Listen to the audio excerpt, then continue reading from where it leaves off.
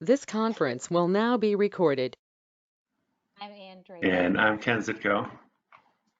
All right, and I don't know if we want to quickly just say hello with our name. You don't have to turn your video on, just real quick before we get started. Anyone wants to take a turn? Hi, I'm Kathy. Michelle.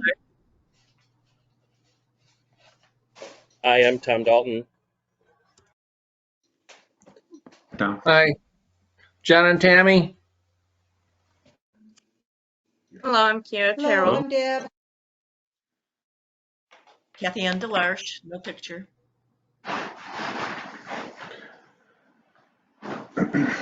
Tim Sheehan. Hi, Tim.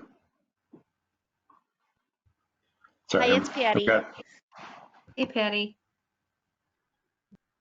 John Tarzinski. Hi, everyone. Hi, John.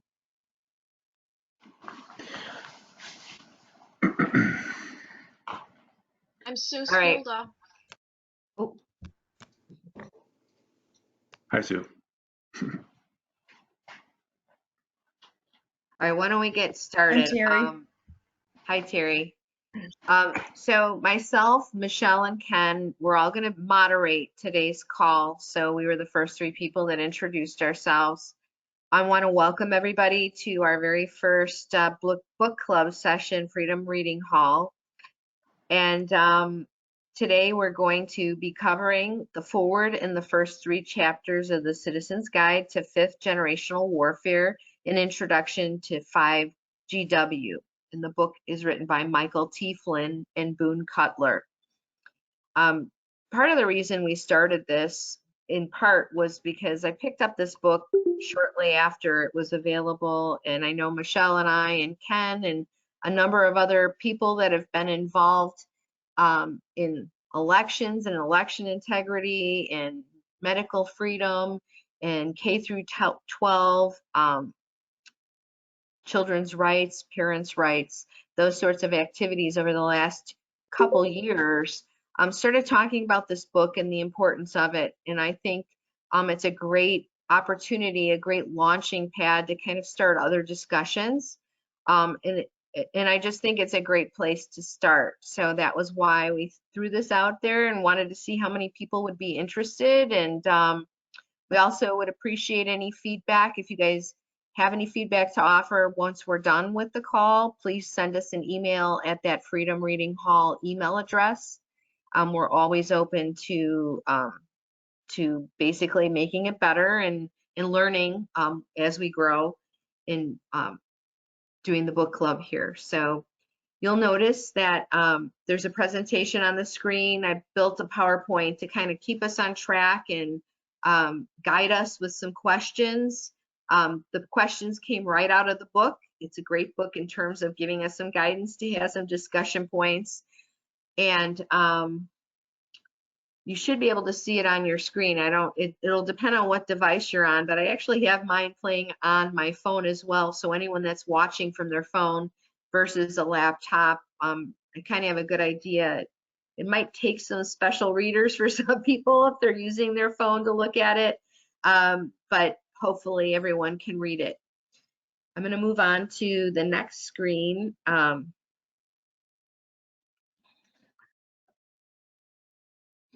So I want to talk a little bit before we get started on some of the guidelines. Basically built these guidelines in order to help us allow everybody the opportunity to speak and share and do so in a fair and consistent manner. We are recording this session and we will continue to record all sessions. Once we are completed with that session, we'll be able to share it at Illinois Freedom Alliance. They are actually they're sponsoring this activity for us. And so you'll be able to find any recordings. And if you have a friend or a family member down the road that would like to join after this session, they can always go back there and watch the previous recordings. The session, will follow the guidelines created in the PowerPoint. And we're basically going to allow each speaker, each person sharing about 2 to 2.5 minutes to speak. That's really just for consideration of all participants. And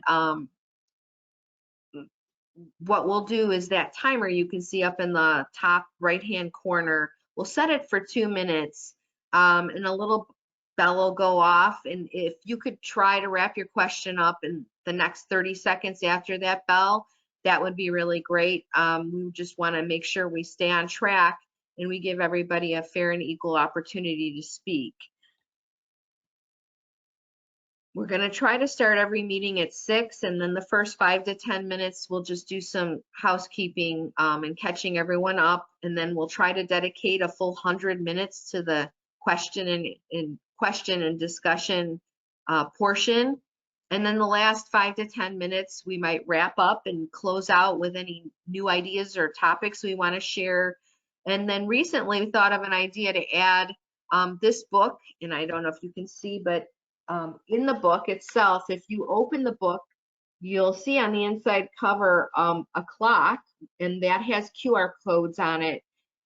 What we decided to do is we'll wrap up at 8 o'clock every night while we're reading this particular book, and spend another 30 minutes kind of going over those some of those QR codes. Tonight we'll look at the first 4, the ones at the 1, 2, 3, and 4 o'clock positions.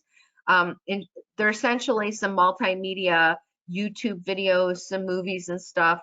So I thought it'd actually add to talking about the book itself and help us expand our thinking, I guess. So just want to mention a couple other housekeeping items.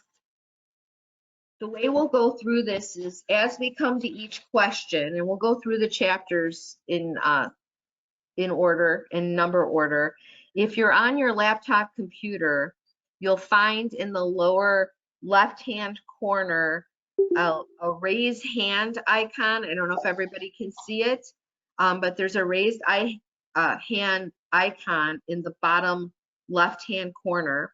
If you're using a cell phone and coming in through the GoToMeeting app on your phone, there's a word that says more with 3 dots after it. If in the lower right-hand corner on your phone, if you select that, it'll give you the option to raise your hand. So what we're going to ask everyone to do is, if they want to speak, to raise their hand. And for the moderators, the hand raising comes in order of first come, first serve, who raises their hand. And then we'll ask that Ken will let everyone know who's raised their hand and who's up next to talk, and then unmute your microphone to speak. And then once the time is up, if you could turn your microphone off, and then we'll move on to the next person in order that's raised their hand, and then Ken will chime in and let that person know who's up next. So I don't know if Ken, you want to share a little more about that? Yeah, I think you really pretty much covered it. Basically, just like Jody said, when someone raises their hand, there's sort of a cue for the people who raise their hand that I can see that'll be in order that you raise your hand. So we'll just go in order, unless somebody's rushing to the button and they're always first. Maybe we'll mix it up a bit, but until we need to do otherwise, we'll just take everybody in order, and Jody will start at the clock. And like she said, when the clock starts, you'll see the whole entire face will turn blue, and then it'll start turning white as it goes around. So once it turns totally white, that's when your 2 minutes is up. So like she said, if you can just wrap up what you're in the middle of trying to share, and then we can move on and let somebody else. Got a note coming in on a laptop. Yes, Don't see you raise your I hand. don't- So it I don't actually see the says raising hand either, but I can keep an eye on the chat if you want. it actually says react. So it's on the it should be toward the lower left-hand corner, and it shows a little picture of a hand. If you point to it, it'll say raise my hand. So hopefully that helps. No, But yeah, so once the clock face turns white, then just try to wrap up your comments, and then we'll move on. Once one person finishes, I'll share who's next in the list, and we'll unmute to talk and mute again, and the moderators can help all of you in the event that you forget to unmute yourself or forget to mute yourself. So And we'll don't do feel what we bad can to help out. Right. Don't feel bad if you forget to unmute yourself and a moderator has to ask you to do that. I forget all the time. Right. It's not a big deal. And two, I know we may have some people joining us that haven't had a chance to read yet, or are just joining us to kind of browse in, and they haven't gotten the book and they just want to see what this is all about. We kind of ask that the people that have read to be the participants. Otherwise, it'll just become a discussion where we really kind of lose track of what we're here to do, which is speak about what the book is about and what the book is sort of guiding us along in terms of information. So I'm going to move on to the next slide here. One last thing, I just wanted to ask one last time. There's a caller 01. Did somebody call in using the phone numbers to connect to the meeting? If so, could you just let us know who you are? You're on mute right now, so. Right. There's a chance they don't know. So if you dialed in and are not watching this, but you're on your phone, caller 1 would be, oh, there we go. Yep. Can you hear me? We can, Yes. yep. Okay, my name is Diana Hampton. I've been trying to speak. I don't know what was going on. Sometimes it says muted and it's unmuted. So yeah, I'm here. Okay, great. I was having, I Excellent. wanted to get on the app, but I've been having some technical difficulties. So I've been trying to get on the app. So No problem. So you said Diana? okay. Yeah, Diana. All right, Okay. great. All right, I moved on. So as I said, Illinois Freedom Alliance is sponsoring this effort. I brought up, there's a barcode there. If you actually hold your phone over it, it would take you right to their website. So you may want to note this down for yourself because that's where you can find these recordings. If you Scooch want the to send clock it to over a friend. so it's not blocking it. Oh, sorry. There you go. All right. And I can mail this out to everyone as well. I'm going to do a follow-up summary email after the meeting.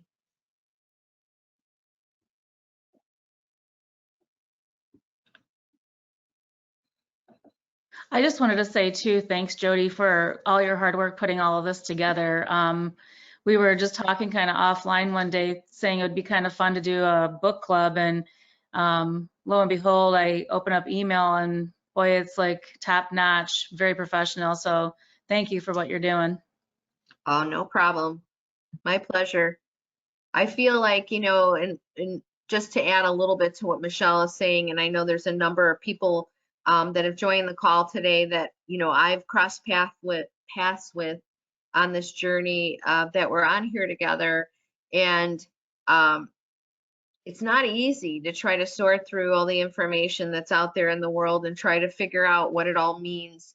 I was very excited to get this book and began reading it and felt like it helps. It will help us, I guess, engage with others and help them understand what's going on. I felt there was one part in the very first chapter, and I'm only saying this so that it all makes sense as to why for doing this. But the idea that our friends, our neighbors, our family most likely are not the enemy, and they're just as confused as we are about what's going on in the world. And this book, I think, gives us a really good baseline for having some intelligent, thought-provoking conversations with those people, and essentially not to break through a lot of the confusion. So I want to get started here and just mention the foreword in the book.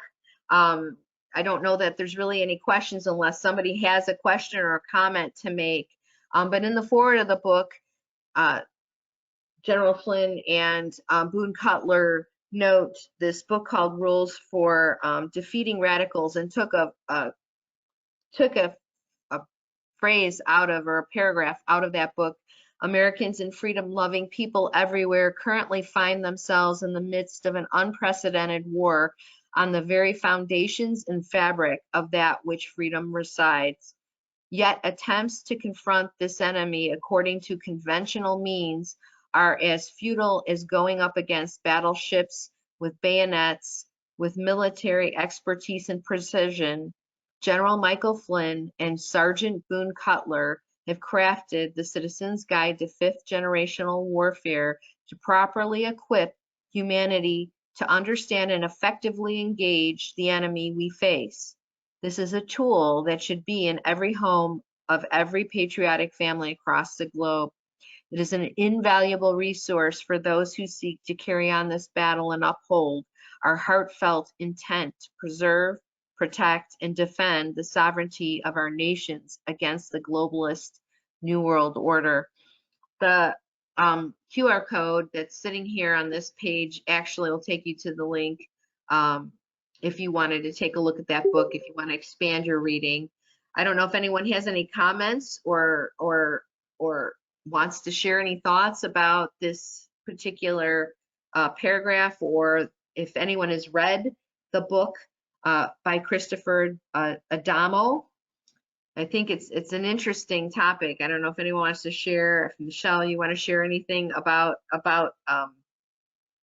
some of the countering the Alinsky strategy. I don't know if anyone knows who Saul Alinsky is, but well, as we were talking earlier, Saul Alinsky is someone that Hillary Clinton is very involved with, and she actually did her thesis on Saul Alinsky, and he is someone who really believes in taking down freedom and our country, primarily the United States, but any freedom-loving country. And she like puts him up on this pedestal and did a thesis on him. We thought initially that she was asked to do an internship with him, but we're not sure if that's actually the case or if it got scrubbed, and we just can't find it anywhere. Because what I can find now is it's just stating that she turned that down to go to law school. But anyway, just so you know, I mean, do a little research just on Saul Alinsky himself and the connections between some of the people on the left. So, you know, just kind of keep all of that in mind as we go through this as part of the fifth generation warfare, that a lot of these folks are all involved in many layers and many facets of all of this.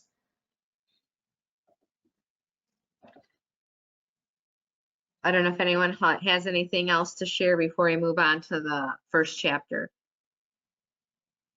I just would say I read Rules for Radicals. It's a good, and I didn't know about this book, but if you read Rules for Radicals, it's exactly their playbook. And I'm fascinated to go read this, but I suggest reading Rules for Radicals. Thank you. All right, I'm going to move on to the first chapter and the first question.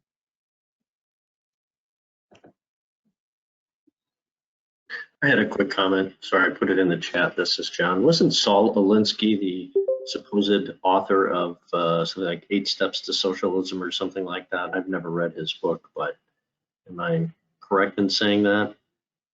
Anyone know? I don't know that for sure. I don't know. I'm looking now on his Wikipedia, and it has definitely Rules for Radicals. I don't see that though. I thought I saw that at one point. I recognized his name, but it may have been a kind of fallacy. I don't know. Yeah. Hi, this is Patty. He had a doctrine. Saul Alinsky's doctrine was he had 8 steps to topple a nation, and if you look at those 8 steps, it's really what's happening. There's 8 things they needed to take control of, and I'll just run through them real quick if that's okay. Healthcare, poverty, debt, gun control, welfare, education, religion, and class warfare. And if you look into Moms for America, they actually highlight all of those same steps right there on how to take over a country and make it a communist state. So a lot of these groups that have popped up over the last couple of years are fighting that very thing. But yeah, Saul Alinsky, not a good guy.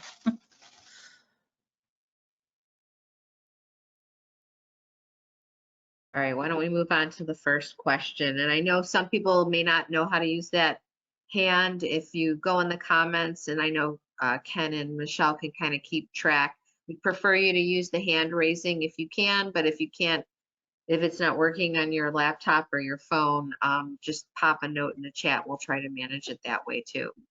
Right. So, Well, I discovered that for anybody using the desktop app, that's where the hand is hard to find. I'm trying to track it down. okay. All right, well, let us know when you do. So chapter 1, important terms to know and remember. So just want to kind of open the floor up to the question of how do you think we should be avoiding being part of a PSYOP? Anyone got any thoughts on that?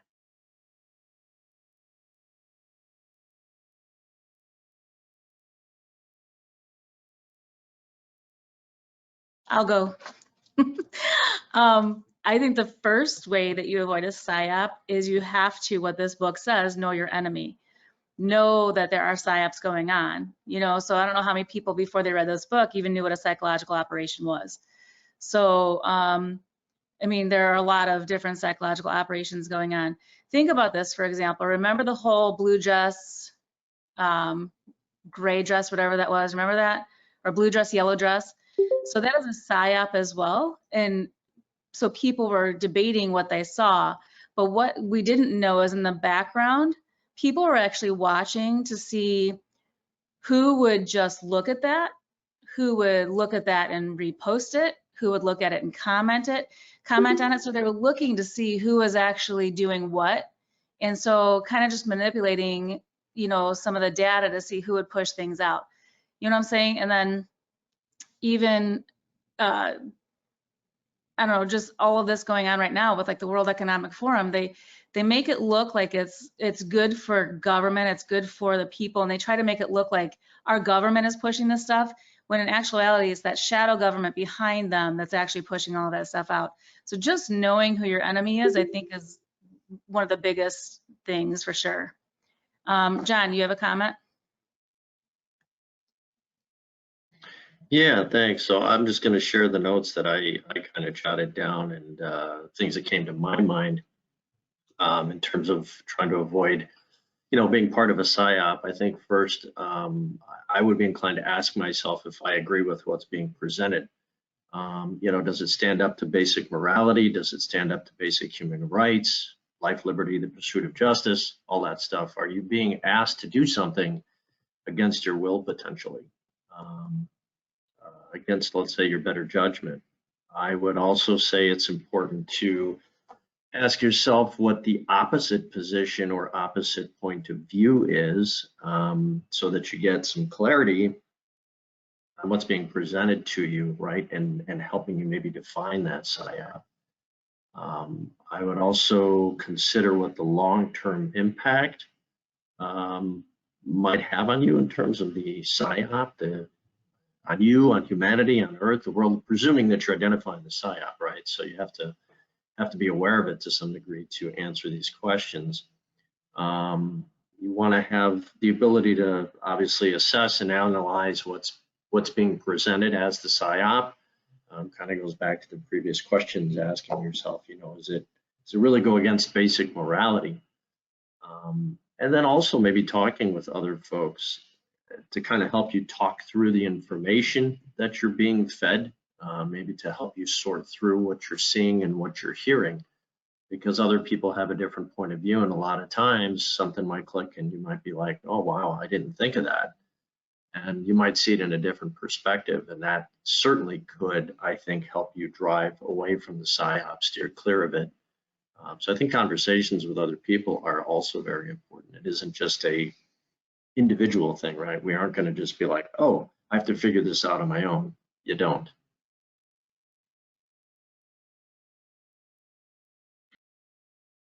Very good. Thanks, John. Terry, you had your hand raised.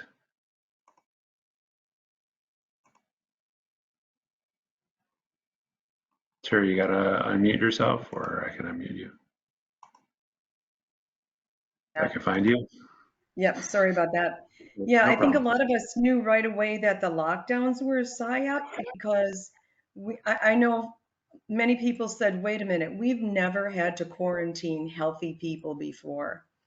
And what is this all about? So it's a matter of common sense and questioning things. Science needs to be questioned. We can't just go along with it. We do have to question it, question everything. Thank you, Terry. I don't have anybody else with their hand raised. Is there anybody else who wanted to respond to this question? Oh, Chris, want to go ahead and go next?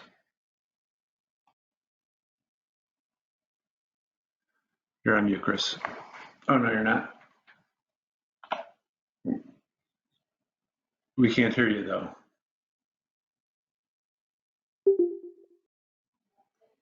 No, now we can see Still you, on but we mute. still can't hear you.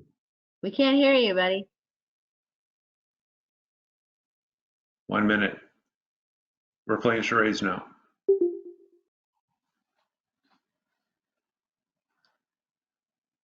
Oh, Michelle, you're muted. I'll say it's one word or one syllable. Right. He might have dropped, and I think he dropped because I heard a doo-doo. So, Well, Ann had a question. She said, being restricted on social media will tell us if we are fighting the enemy or not. You know, so if you're over the target, you're being muted. You know what I mean? On social media and censored. Yeah, that's all I meant. Thanks.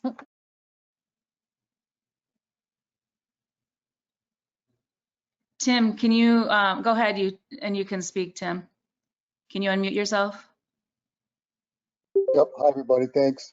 So, how to avoid being part of a PSYOP? I don't see a way to avoid being part of a PSYOP because I don't know when I'm in being a PSYOP. If I read the definition out of the book, psychological operations, PSYOP are operations designed to convey selective information and indicators to audience to influence their emotions, motives, and objective reasoning in order to affect the behavior of governments, organizations, groups, and individuals. So it just seems it operates out of confusion. So how do I avoid being part of a PSYOP? Recognize when I am in a PSYOP or being targeted as a PSYOP. It's like one of the things is We're as having a hard time hearing hey, you, Tim. Tim. Yeah, Tim, if you can come closer to your mic. I'm sorry. So, is this better? Yes, Yes. much. Okay, I'm sorry. Yeah, so I read the definition from the book of what a PSYOP as a PSYOP, and it seems to me it's part of this confusion that is directed at me. And so I don't know when I'm part of a PSYOP, but I guess it's to recognize it and not react to it as they want you to. So for instance, I feel like I'm a target of a PSYOP as a parent when my children went to school because the division was created out of that, out of the experience of my kids going to school. So I don't know. I'm kind of confused by the whole question, but it's definitely worth the discussion and the inquiry, right? So that's all I have to say. Thanks. I think Chris is back. Chris, you got your volume working? Nope. Still can't hear you.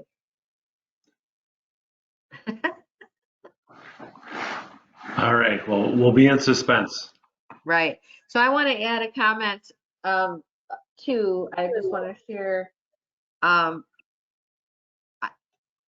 while ago, over 2.5 years ago, I kind of like began to see a pattern emerging when certain things would happen on the news, or I'd see some kind of news flash or something an event happening in the world, or something I read on Twitter or later Telegram.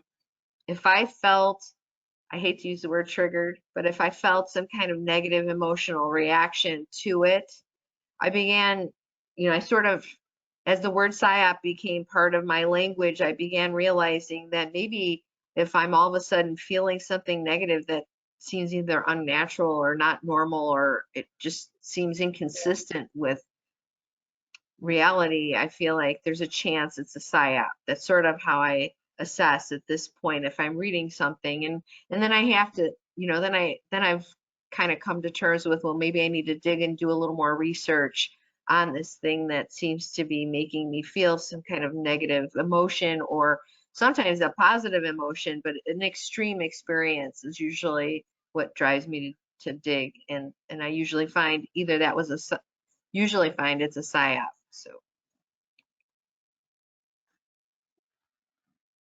that's all I have to say. Another thing to keep in mind too, Jody and Ken and I were talking before we started, and they were telling me about a commercial that was put on by Vanguard or BlackRock, right? But we didn't know it until the very end that it was BlackRock.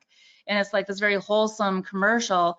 But if you don't know who your enemy is and that BlackRock is really part of the enemy that we're fighting, you wouldn't even put the two together. You would think, oh, BlackRock's this good, wholesome family company, you know what I mean? Until you actually start going in and doing some digging in BlackRock and Vanguard and finding out who's on their board of directors and that sort of thing. So that is also a psyop. When you have these commercials that are like these feel-good commercials and they're making you think that this company is good.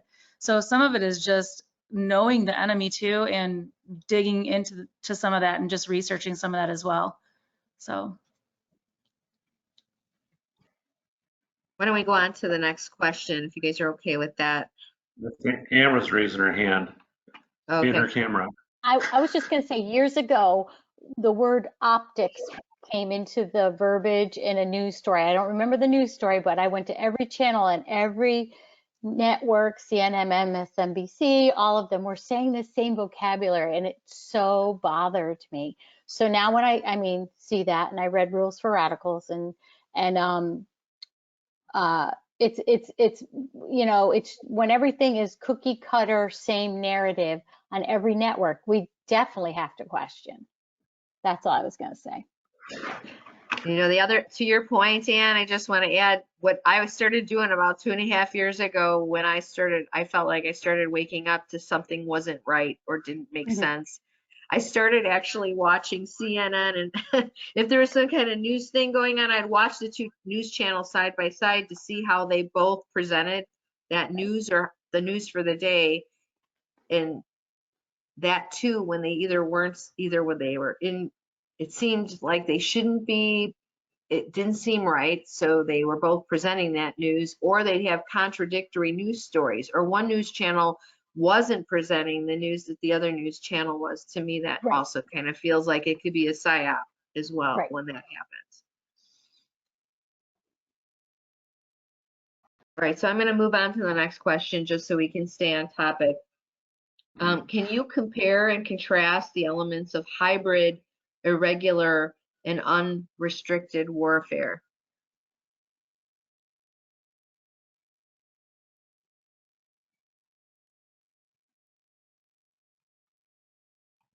If anyone has anything to share on this topic.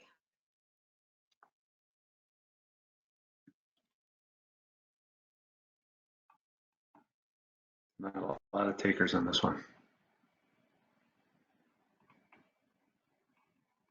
Is anybody confused about the difference between hybrid, irregular, unrestricted warfare? Because I feel like we're spending most of our time in an unrestricted warfare state at this point.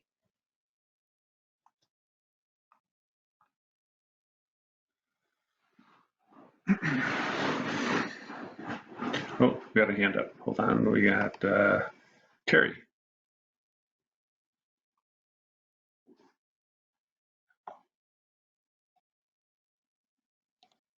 Ken, who is it? I'm Terry. Terry Bauer. Go ahead. Go ahead, Terry.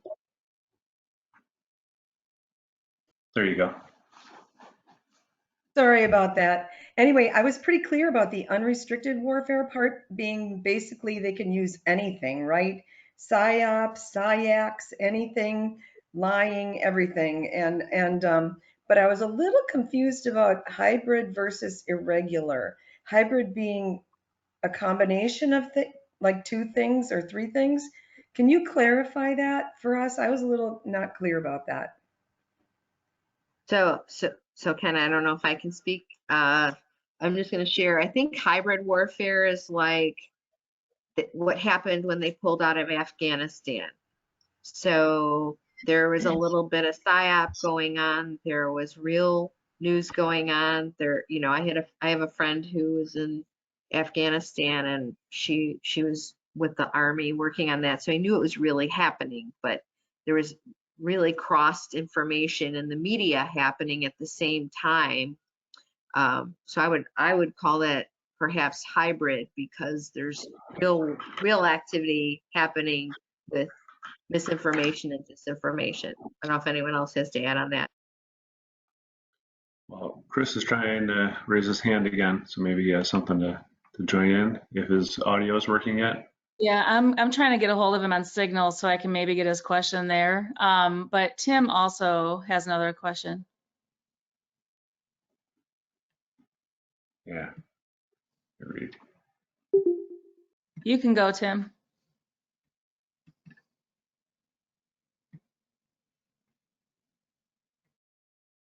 No, I don't have a question. I'm not sure what you thought I did, but it's, I guess, can I compare contrast elements of hybrid and irregular unrestricted warfare? It's like the fake news carrying on the agenda of what different states are trying to accomplish. So, like, you know, the unrestricted is anything goes. It's just, they just complement each other and weave together finally with fake news and disinformation. And then also part of it is throwing it back at the, I keep thinking of being on the schoolyard and being little kids, like, I know you are, but what am I? You know, it's just like everything they do is something that is furthering their agenda, and they're just playing dirty, I guess. But that's part of it, is what I'm finding out by reading this book, is that anything goes, which is unrestricted warfare.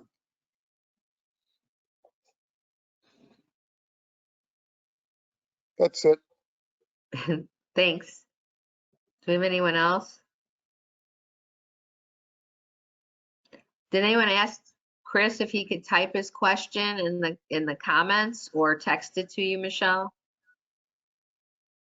Yeah, I'm trying to get him to text it to me. I don't know if we lost his camera too, so I don't know if what's going on with Chris. But I asked him what was going on with his microphone. He's not sure, so he's trying to fix it, I think. He's in and out. John T. would like to comment though. Yeah, thanks. I just kind of trying to figure this all out myself. It's not very straightforward to me, but it seems, just kind of looking at it again now after reading it, hybrid and irregular warfare seem to cross-reference each other. I noticed that a bit, and unrestricted warfare, as it says, is more of a global, has more of a global aspect to it. Fundamentally developed, as it said, by the Chinese military. So it has involves other things like economic manipulation, which I think the irregular and hybrid warfare don't seem to do as much. So I think that's a key factor there between or with unrestricted warfare versus hybrid and irregular, which cross reference each other a bit. So I think unrestricted warfare is global and kind of in a class by itself to some degree. That's kind of my thoughts on it anyway. Thanks.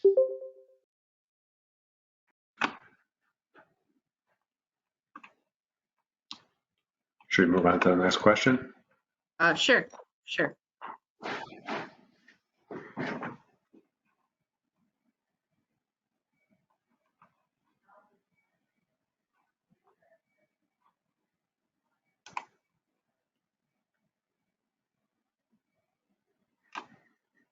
So the question is, how is Lenin's Vanguard Party similar to the modern Uniparty?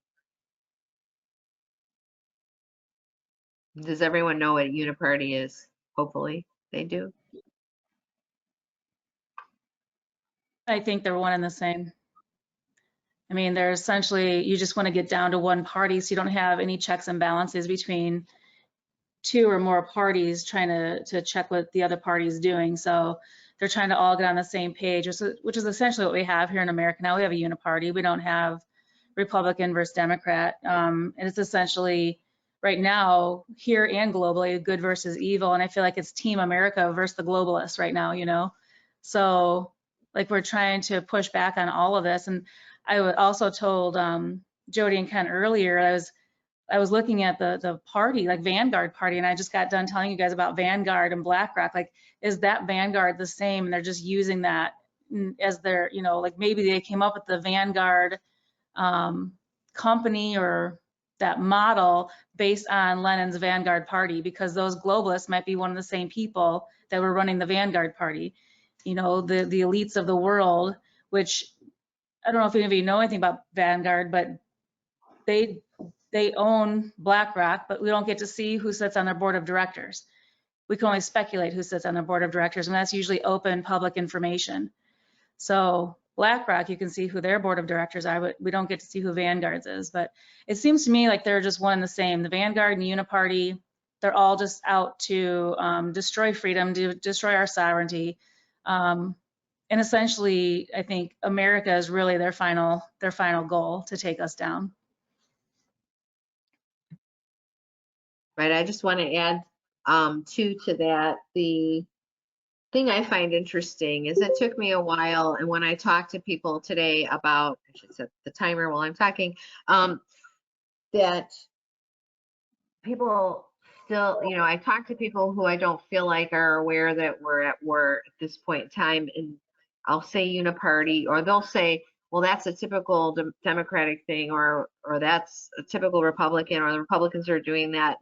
Maybe they don't have an awareness that, you know, it within the Republican Party and nearly all of the Democratic Party, they're all sort of acting, they aren't really Democrats, or they aren't really Republicans.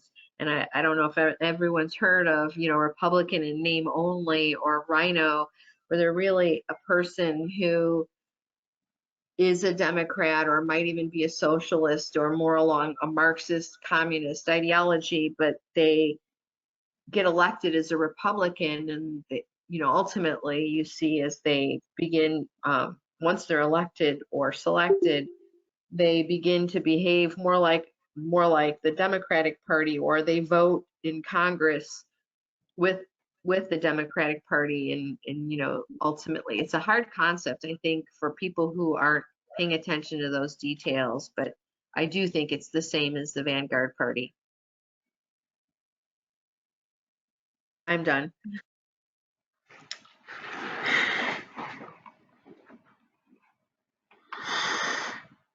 All right, no one else with their hands up. I've got, it's probably an older comment. So I don't have anybody else waiting to speak to that question. So why don't we go ahead? Moving on to the next question. What are the differences between capitalism, socialism, fascism, and the destructiveness to citizenry? And I think I was a little surprised. This was a piece of the book I was surprised about, but do ultimately agree that each of these different parties have potential destructiveness to citizenry.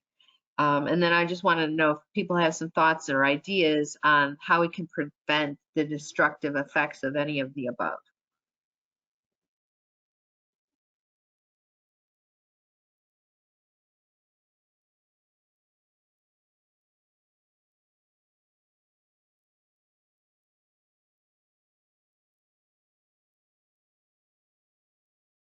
So I was kind of like you, Jody. I felt like when you look at capitalism, you're like, well, what could be bad about capitalism, right? But there are some bad things if you're promoting capitalism for bad behavior or a bad agenda, you know, such as, you know, pornography, things like that. And if you don't know the agenda behind that as well, you know, the trafficking of women, children, boys and girls, you know, that actually, I mean, we have the biggest probably capitalistic society here in America. We have the highest amount of child trafficking in the entire world. So, you know, what's driving that, and what's driving that is the demand. So if people are demanding that porn and child pornography, or even just regular porn, there's obviously, you know, there's a demand for it, so you got to go find it. But so there are some bad things to capitalism as well, and I would find that that would be one of them. You know, that there's really no boundaries on what you could do as far as making money and trying to, you know, become one of the elites, or being in the group or in the club, right? So anyway, that was my thought on capitalism, is how that could be bad.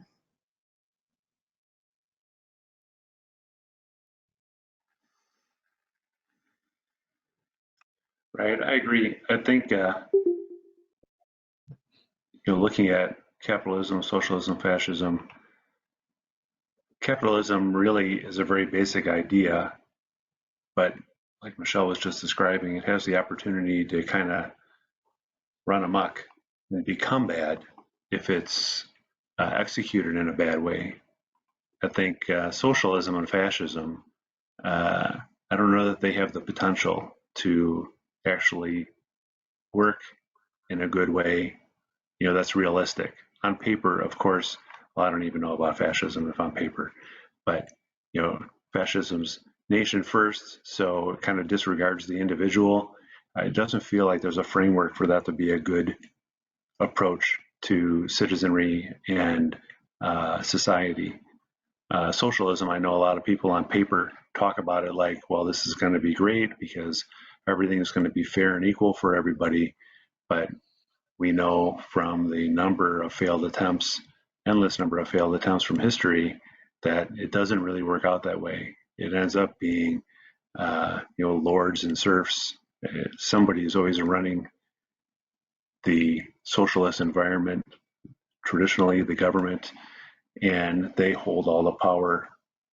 So things aren't equal. It's just everybody else who isn't part of that ruling class is the same, and they're in a horrible place. You know, it's not the disparate nature of the common folk and the leaders is terribly separated. You know, the simplest form, capitalism just means that, you know, like in America, we the people own the businesses and the corporations and our own ability to make money and thrive in society. So at its core, the ideal system has potential, but when we chase after the dollar with no regard for morals or integrity, you know, that's when it gets ugly. That's my thought. Still nobody volunteering to speak to this question. Oh, Chris. I don't know. John T, though, chimed in. I don't know if that was the last question in the comments a few minutes ago. That wasn't the last. That was a previous question. Yeah. Okay. Right. But There's so much. There's so much sorry. here. Right. Go ahead, Michelle. Chris, can you talk yet? Do you have audio?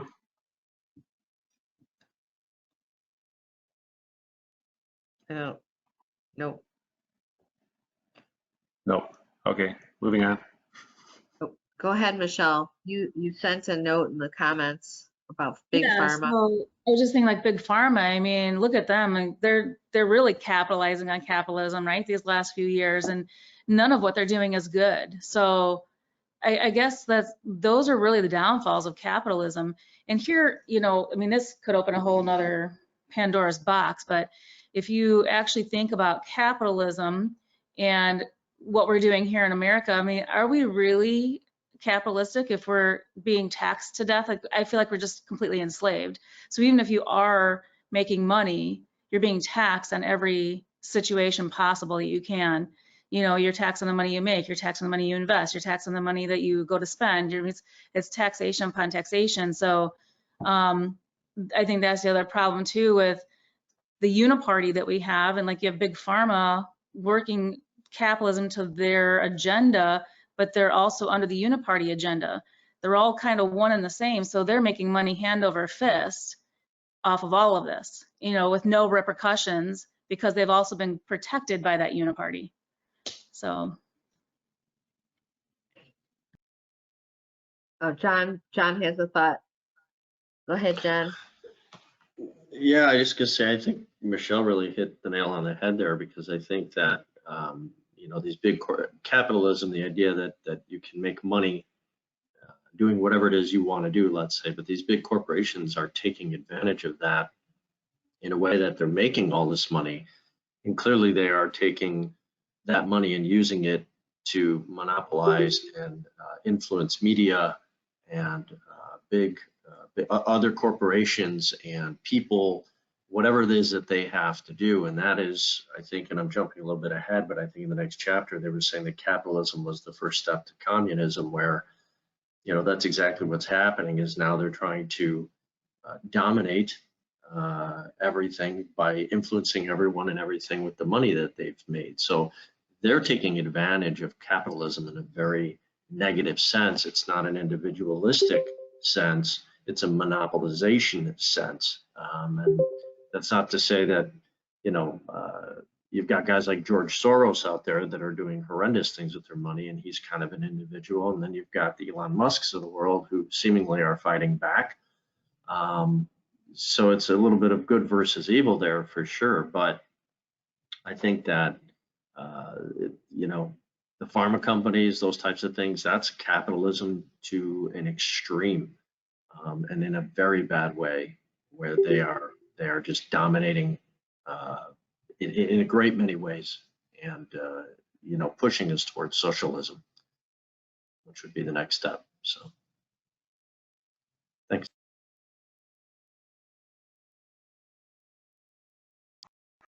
I think Tim might have had made a comment in there. Tim, did you have something to add? I just want to thank all of you for sharing. You're really giving a lot of, adding a lot of context to this. And I was kind of surprised too when I read the book and the authors were talking about the negative things of capitalism. And it's true. I mean, there are some terrible things that can become a capitalism. Like you look at who's controlling the media. And if you look at, if you really dig deep, there's only a couple of companies controlling it all, but they don't make it appear to be single ownership, but it really is. And just like what John was saying, it leads to socialism. Definitely socialism and fascism in my mind. And there's people that I argue with that think socialism is good. And in my mind, it's just awful. But also capitalism has its evil side of the sword we need to keep aware of and mindful of. Thank you. Jody, is that you saying you have a comment? Terry looked like she popped up in the chat, but I'll share my one comment that if I look back at the beginning, actually the early days of the pandemic, or maybe even the first 8 months, it felt like, or I don't know if it was really the first 8 months, it really felt like the whole thing, and it just kind of kept evolving. But some of the ways it unfolded felt a little fascist. And like if you really look back at some, even today, I mean, there's things that are happening to people every day, people we don't know. I mean, yeah, you know, I'm one of those people, but there's things happening that we're just having an authoritative experience that it's take the vax or don't work, you know. And so that to me is fascism, and I'm baffled by how this is all unfolding, and nobody understands where it's coming from. It's kind of scary. I mean, and we really need to stand up and begin talking with our neighbors and friends and other, you know, I think otherwise we're complicit in this whole mess in some ways. That's all I have to say. I agree. And then Terry added a comment saying that people have to have integrity with regard to their motives and actions in order for capitalism to work as it's supposed to work. And then Rochelle added a comment about, it was a piece of a quote, a republic, if you can keep it. Our Constitution only works for a biblically moral people. I think those two thoughts all tie together to kind of the idea we're talking about. You know, we are a constitutional republic, and our founding documents were written by a group of people who believed in God, and in a framework where, you know, God very much was a part of the doctrine that our country was founded on. So the expectation is that the people trying to move the ball forward for our country are going to be adhering to those ideals. Like Jody just said, you know, much of what's going on right now, you know, really fascism, by definition, is supposed to be about you know, the nation before the individual. We're really dealing with New World Order, so it's kind of fascism plus, where we're now forced to have idealism jammed down our throat for the sake of the world. You know, the whole pandemic and the way we responded to it. We're all talking about it. It was ridiculous. It was nonsense responses, locking down the entire world, vaccinating the entire world, not testing the drugs because it's this emergency and we can't question the risk we're taking personally because it's for the betterment of all mankind. That's nuts. That is fascism. They're just trying to frame it as humanitarianism. Right. Anne also made a comment. She said being turned away at the hospital from getting early treatment was huge for her as a former healthcare worker. And I mean, I know too, like being in the medical field and, you know, you're being told that you can't have a family member with you. I mean, these are things that they use to control. So again, in Nazi Germany, the way that people like, how did they get them to turn against these people, their own neighbors? Well, they used fear. And the same thing happened here. People they're using fear as a propaganda mechanism to get us to turn on each other, you know? So any way they can divide us, black, white, young, old, Christian, Muslim, it doesn't matter, vaccinated, unvaccinated, because divided we're weaker and together we're stronger. So any way they can divide us, that's what they're going to do, no matter what it is, and they're going to use fear as that mechanism to get us there. And just so you know, I don't know if any of you are familiar with the Smith Modernization Act, but this was an act that was put together in like 1948 after World War II, when Nazi Germany was actually using propaganda against their own people to get them to turn on their neighbors. And so we had made a law that they couldn't use propaganda in our media against us. Well, I don't know if you guys are aware of this, but in 2012, Barack Obama actually wrote an amendment to that we can use propaganda and social media against our own people. And so that actually set the table and set the stage for what's happening right now. I mean, this has been a plan that's been in place for at least since 2010 and probably before that. But this particular coronavirus and this whole event was already planned. So that's part of like this whole PSYOP too, you know, so you got to just be aware and know who your enemy is and know how they laid this all out and know that some people, we're going to get into this in the next chapter, but I mean, we were infiltrated and invaded from within, you know, so I think that's kind of the bigger picture too, and just making sure that people are aware of that your neighbors understand that, you know, and don't go at it when you speak to them about Republican, Democrat, speak to them about good versus evil, you know, and even if they're not Christians, I mean, people almost always understand that there's evil in the world and they understand that there's a Satan. So if there's a Satan, there must be a God, right? I mean, there has to be that yin and the yang. So that's kind of your way to get to that. You don't have to really talk about Christianity or God, but just let them know, I mean, this is good versus evil. Most people are inherently good. So they got to see or feel that something is wrong. I think Carol C, you had your hand up. Well, Carol is raising her hand. I don't know if that was the last question or what. Hi, So. yeah, I'm Carol. Yeah, listen, I've been listening very closely, and to Michelle's points about being informed, extremely important. Have to know your enemy and have to be informed about really what's going on, which is basically what this book is all about, to help us understand and know and the terminology and everything so that we can make better decisions. But one of the questions was, how do we prevent the destructive effects of the capitalism, socialism, fascism, communism, etc. I think one of the things to keep in mind is, best way I can explain it, small group where keep the businesses small. It's why we have 50 states, so each is an individual government. Um, it doesn't always work, obviously. We're not having the best success right along, but as soon as things become uniparty, which is what we're also discussing, you lose that power of the individual. So I think it has to be individualized as much as possible. And as far as the capitalism and how we work on a small scale, it's who do we support? Who do we purchase from? Who do we help?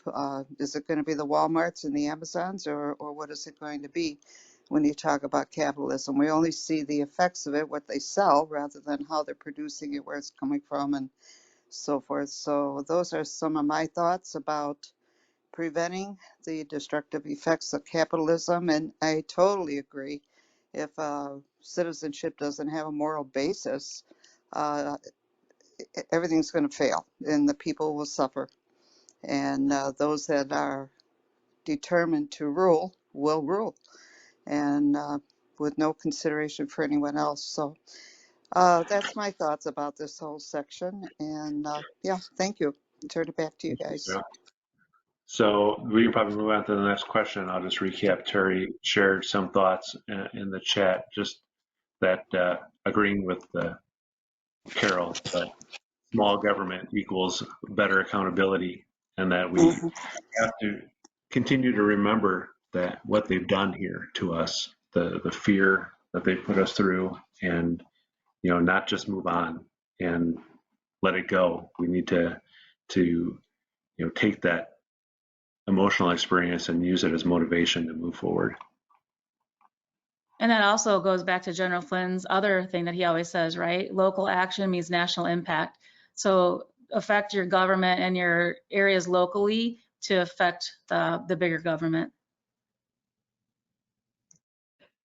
All right, let's move on to the fifth question. It's the last question of chapter 1. So there are many other questions, but I tried to pick out key topics to talk about so we can move on to the other 2 chapters. But what are the main differences between country first, or as we call it, America first here in our country, representatives and uniparty representatives?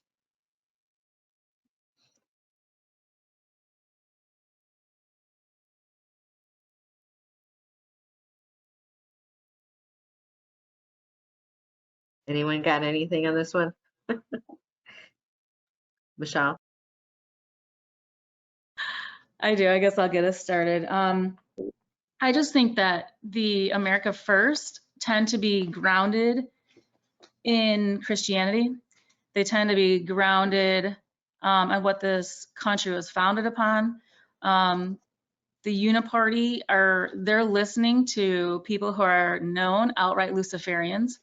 And that's scary. Like when you're looking at the World Economic Forum and they're the ones pushing a lot of this stuff coming down, and you'll all know Harari, who is like the main person who's giving Klaus Schwab all of his information. And that guy flat out says that, Jesus is fake and that he says he's a Luciferian. It's hard to understand or even be able to comprehend how they would think that we would follow them. And we are like one of the biggest Christian countries in the world, which is why I think with the whole COVID disaster, they targeted us here with the drugs that they gave us, with the protocols in the hospital, right? They want to get rid of as many Christians as they can. And I think that's the biggest difference is the America First people are grounded in Christianity. They want to do the right thing for the greater good and for the greater mass of the country and listen to the citizens. And that's what a constitutional republic is. You're listening to your constituents, you're taking it back to big government, and then those people are trying to do what their constituents want them to do. You can just take it down to the mass, for example, at a school board meeting. We had one school board person, in our town who she said flat out, she goes, I'm going to do what my constituents asked me to do, and I'm voting for mask optional. And she was the only one on the school board. The rest of them caved, So I think that's it. And the Uniparty, they're all out for the one world order, one government, you know, and being able to control the masses, and all of us live in 15-minute cities and eating bugs and owning nothing. So. Good time management. I don't know if there's All any right, other questions. so Chris is trying to speak again. Give Chris a shot. Nope, still not working. So Terry is also got her hand up. So Terry, do you have something to share? Yes. Whoops, here it goes. I'm unmuting my mic, but it's not working. No, you're good. We can hear you. You can hear me? Okay. Never was this concept more apparent than what this weekend when Ronna McDaniel won again after she totally goofed everything up. She would be fired if she was in the corporate world. And I read Charlie Kirk's stream after that. I just happened to read it. He had like a whole bunch in a row, like 6 or 7. He said that he heard people, Republican Party people, saying they were sick of our emails and all of those phone calls. And why do we have to be doing that? I'm like, they represent us. And they forget that all the time. And that's the difference between an America First and a uniparty. Uniparty thinks that we are serfs. They don't care about us. America First listens to us. And that's why we have to elect America First. Thanks. Which is why we need election integrity. Because if we don't, we'll never elect anybody. John had a comment, I think. I did, thank you. So just to share a thought, you know, I think of based on what I was reading again, of course, Country First representative kind of, it serves a single nation idea, right? Where individualism is the foundation. You do what's good for you, I'll do what's good for me, respectfully so, right? Whereas the Uniparty, those representatives, I think they serve the ideal of bringing all parties under one umbrella for global domination. It's kind of like, you know, it's removal of individualism. That's what the WEF says. You know, you'll own nothing and be happy. You know, which basically means I'll tell you where to live, I'll tell you what to eat, I'll tell you what medications to take, when to take them, I'll tell you how many kids you can have or not have, I'll tell you when to turn your heat up, I'll tell you how much water you can have this week. I mean, that's what it is versus where we're at now, I would say. It's not an individual based idea for the Uniparty. It's a global idea. Agreed. Thank you. Thank you. Maybe we should move on to the next question just to keep things moving. Okay. The big game and a few of the players, this is chapter 2. How does the Uniparty function as the action arm of state and non-state actors during a political warfare campaign? And I don't know if I want to back up a little bit. Hopefully everybody understands the difference between a state and a non-state actor. I know Ken and I had a few conversations about that. Does everybody understand the difference? Like a state actor, somebody who's a politician or an elected official or somebody that works for the government, FDA, CDC, FBI, CIA, right, military, right. A non-state actor might be somebody that is hired to act on their behalf or send a message on their behalf. Which could be somebody like BLM and PIFA, or it could be somebody who's just even more low-key than that, an individual who is lurking the web and crushing people on Twitter or something like that. And think about like George Soros, Bill Gates, those guys are not state, you know, part of the state actors. They're non-state actors that are pushing a political agenda, their own political agenda. Right. Hey, Jody, did you want to play that video? Oh, sure. I'm going to hop off of this. If people want to keep discussing, give me a second to get to it. Okay.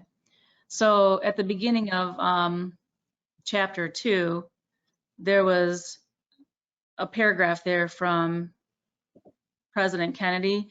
And so this is the clip from that video, or from that speech that he gave that day. So you can actually hear it coming from him.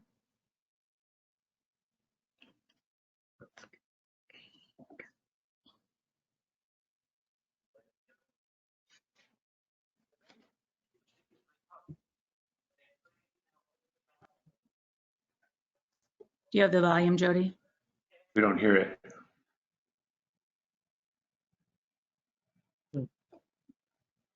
Not sure why.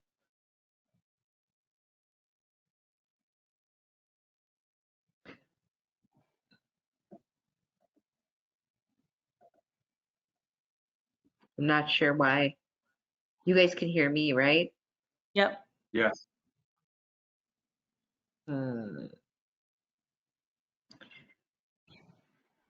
I'm not sure why it's not playing, so that's too bad. I can send it in the link, Yeah, the can you follow-up. copy the link and just throw it over there? Yep.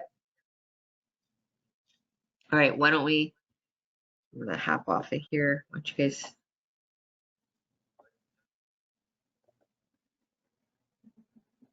I'll send the link in the chat if anybody Okay. wants to grab it.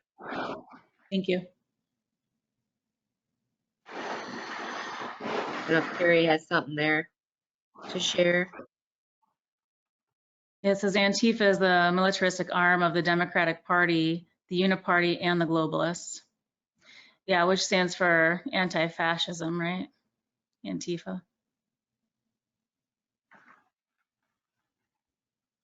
Which is ironic because they're actually promoting fascism. Correct. Which, when you look at the definition, it says it's alt far right. Well, if you're right, it does now. Right, exactly.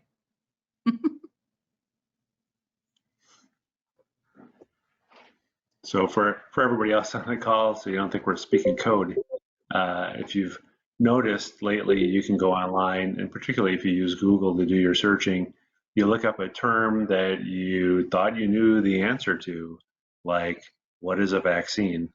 And you'll learn that the definition of many things isn't what it used to be, because the media and big tech are all part of this game, which really is all 5G warfare.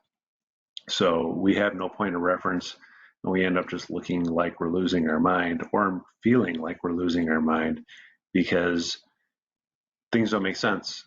You know, vaccines used to be a thing that they gave you to prevent you from getting that disease and essentially eliminated the disease in a very short period of time. Now, if you look at the definition, it's they're basically describing preventative medication like any other over-the-counter drug. So it's very, very frustrating when information is twisted so you can't even look things up and have a educated conversation about something.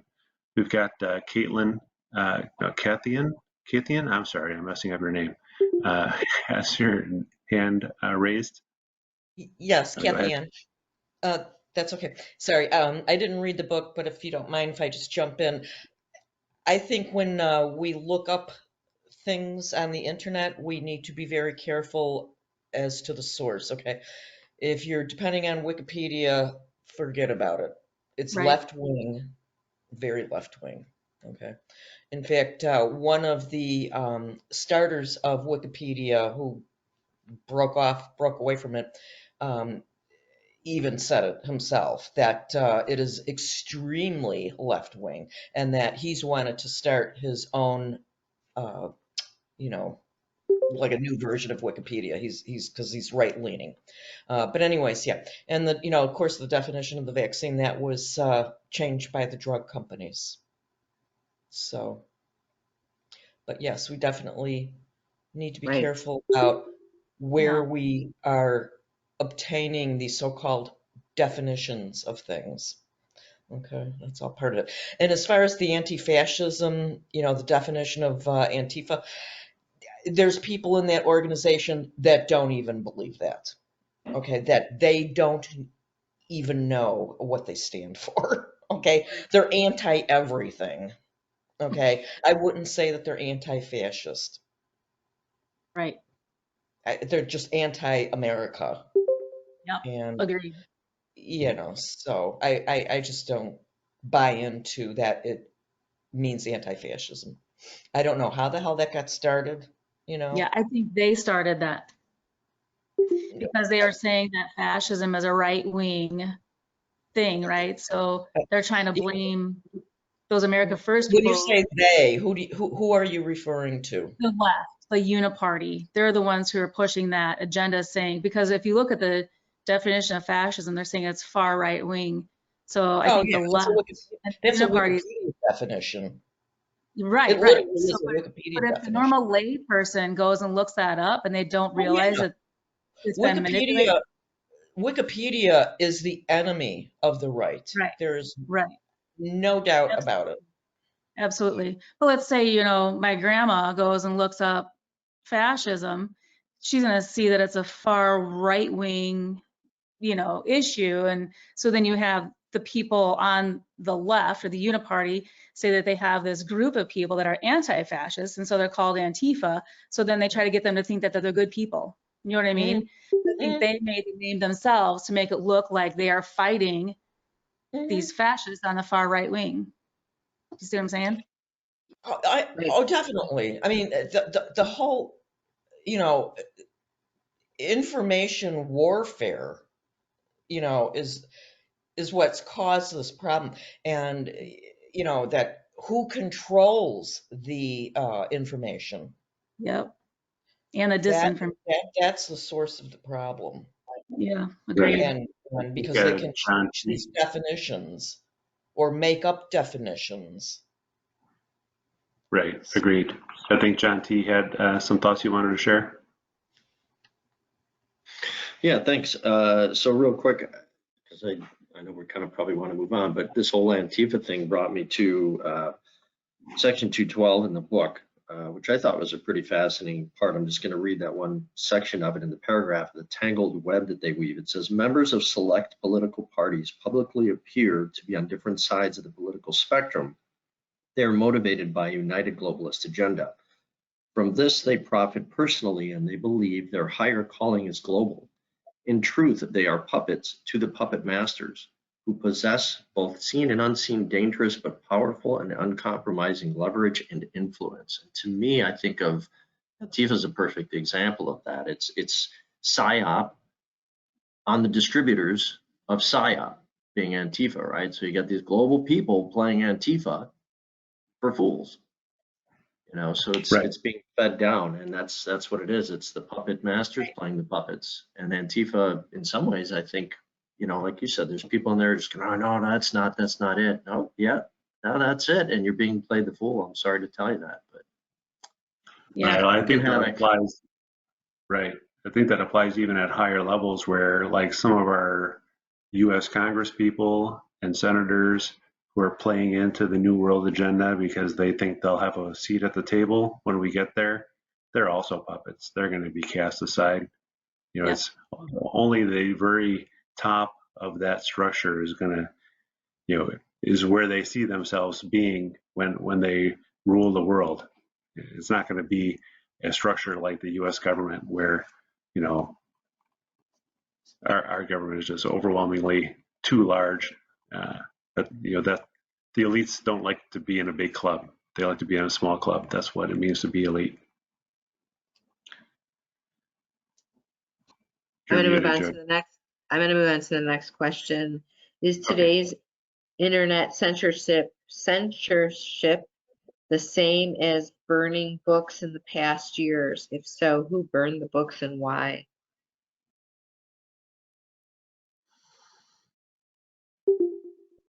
can't Kathy raise Ann, you my had your hand. hand raised. Oh, sorry. Go ahead.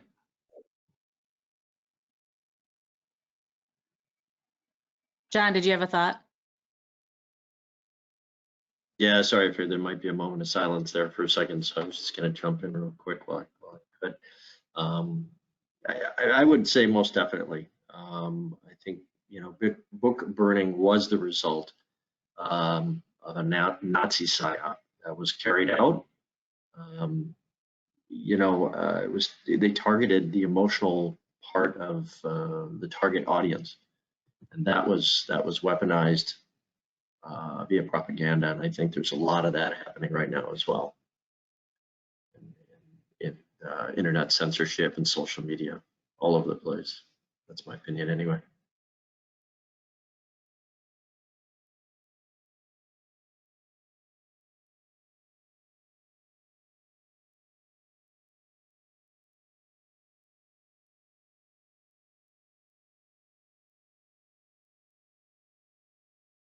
Kira, I don't know if I saying your name right. Kira, do you have a question or a comment? Well, just with this question, and the censorship goes way even farther than just the internet with it. I work at a library, and just seeing what books are coming in and what books publishers have decided, no, we're not going to publish that. We had an order for a children's Trump book, and the order was canceled because the publisher decided, no, it's not going to be published. So this censorship that we're seeing is going farther beyond the internet and to publishers even. It's just, I think, wider than what we even realize it is.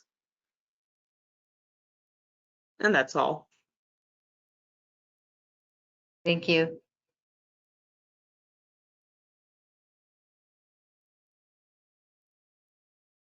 Should we move on to the next question? Does anyone else have any comments about this question?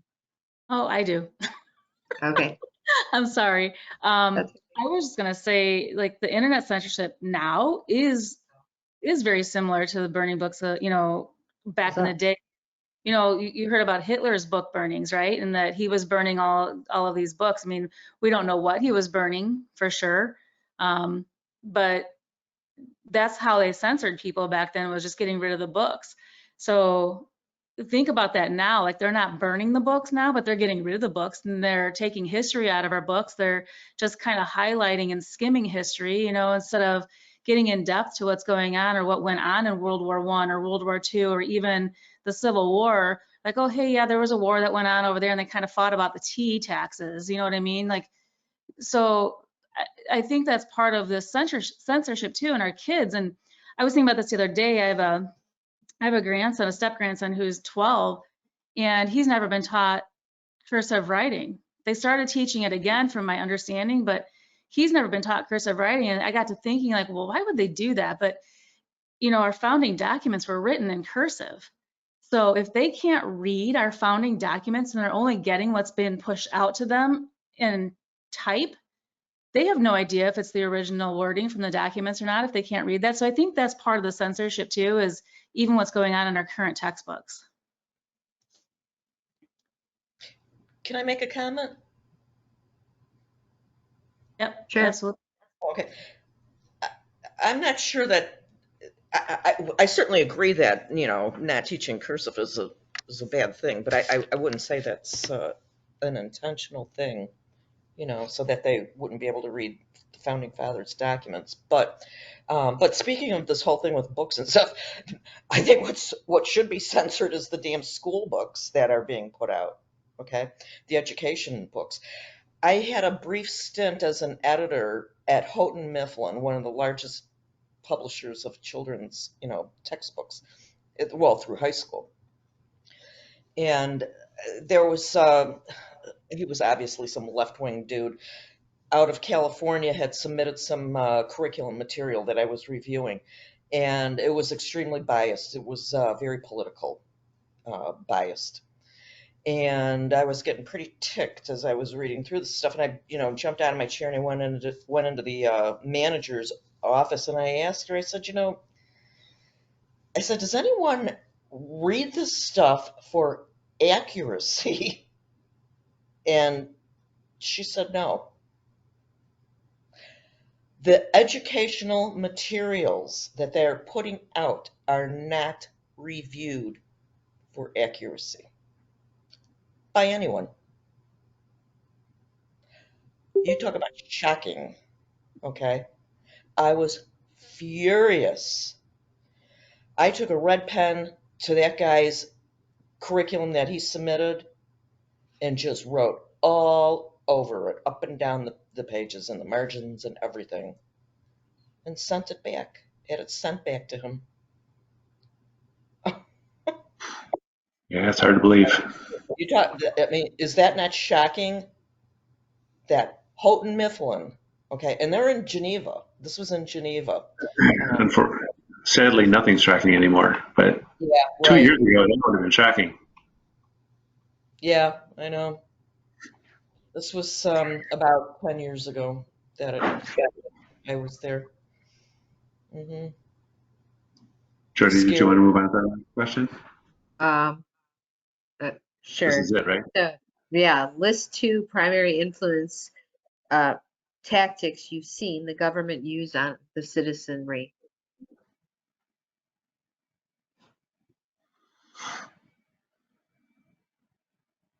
I'll go. Definitely fear. Serious influence tactic. We've all seen it. 2.5 years now plus between the pandemic and everything associated with it, and then well, I guess there's more. We've got the civil unrest from things related to the pandemic to things related to all of the events that are sensationalized by the media, like George Floyd's death, and just about, you know, every 2 or 3 months we have another death that resulted from some kind of altercation between the police and somebody. And as we can see now, it isn't really about white policemen and black, what's the suspects, not criminals.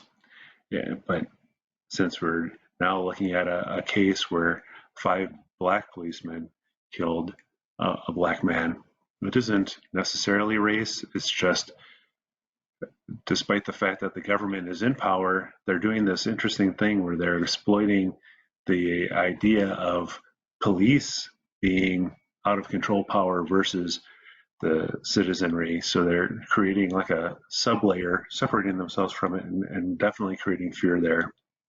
And then we have things like the southern border where it feels like it's out of control, but they pretend like it's not. So fear is a huge factor. And then some of the other things, I guess I'm only supposed to list 2. So the other I'll say is economic distress. So, they're playing games with the economy and inflation and supply chains to create what we're being exposed to. And we all, hopefully, everybody sees at least some of what is happening. It's not organic, it's being created. Right. I want to add, Ken, to your comment there about the last comment you made there about our economy and the pressure and all the things that are happening with inflation. And simultaneously, they're giving all our money to the Ukraine. So they're increasing our tax, responsibilities and debt, combined with putting the kind of the crunch on is it relates to our ability to spend and afford just things as basic as eggs. Is definitely an influence, and there's certain things people might argue, like our oil prices and whether or not our government controls that. Certainly they control what wars or conflicts we decide to fund. So that's all I have to say there.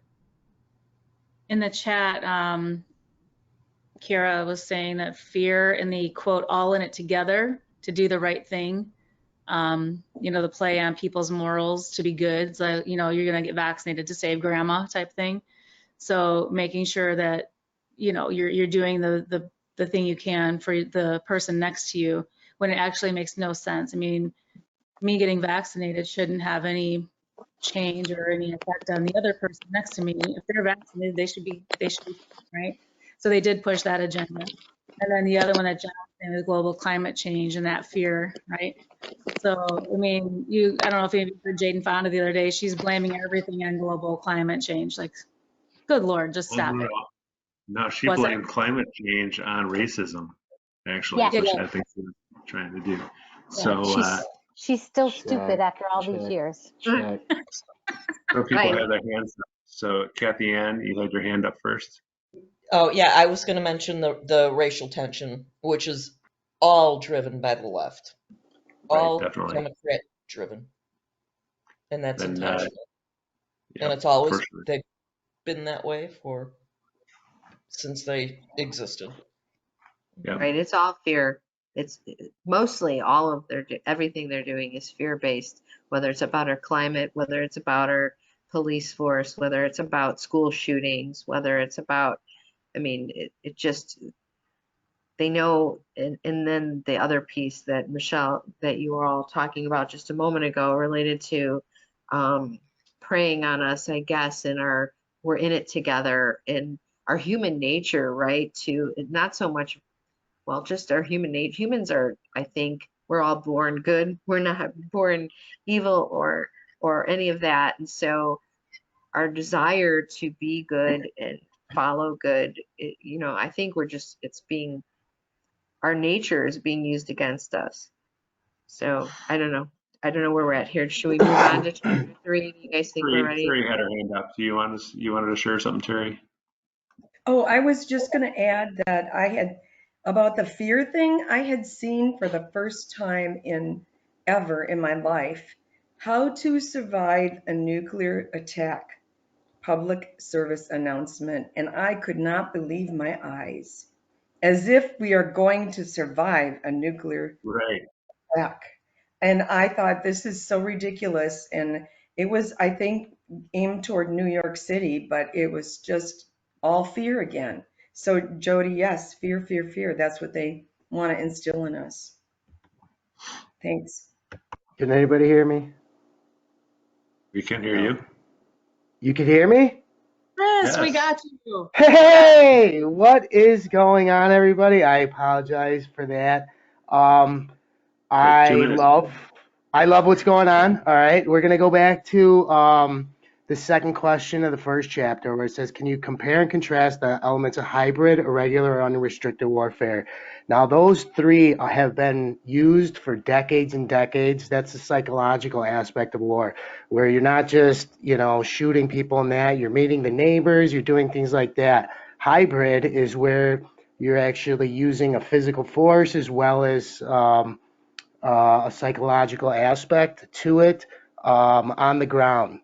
That's what gets you into it. If you're not winning that war, then that's where it gets moved into irregular, which is like a gray area because the legalities of everything start to get blurred. And then the unrestricted warfare part is definitely using things that would be considered illegal for the government to be doing. That's why they use contractors and nonprofits, things like that. And then the first question, how do you avoid a psychological operation?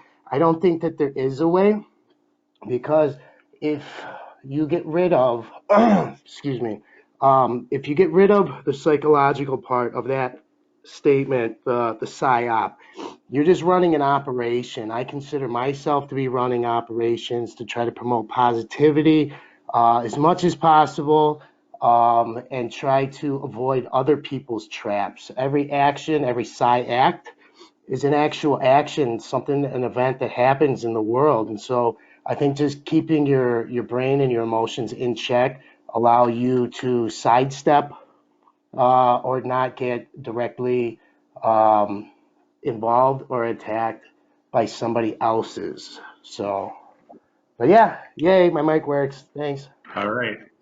We're And going then, to get back to our questions in flight, but thanks, Yep. Chris. And now we can call on you in the future.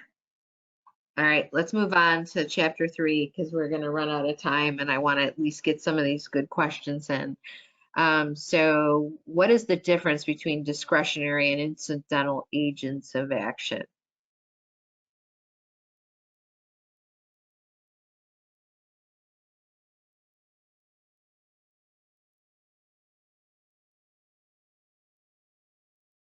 Patty, it looks like Patty's got something.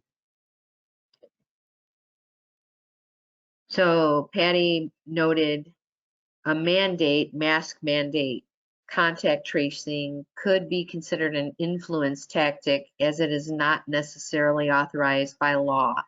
The government interprets that it has the authority, but it has not been passed by Congress, state, or legislator. And I just want to add that, like even right. So all these things that are mandates, but they're not laws. People are, essentially following them in a discretionary or incidental manner, right? It's not a law, but they're choosing to follow it because an authority figure is sharing that we must. So I don't know if I hit that on the head, Patty, but that's my thought when I read your comment.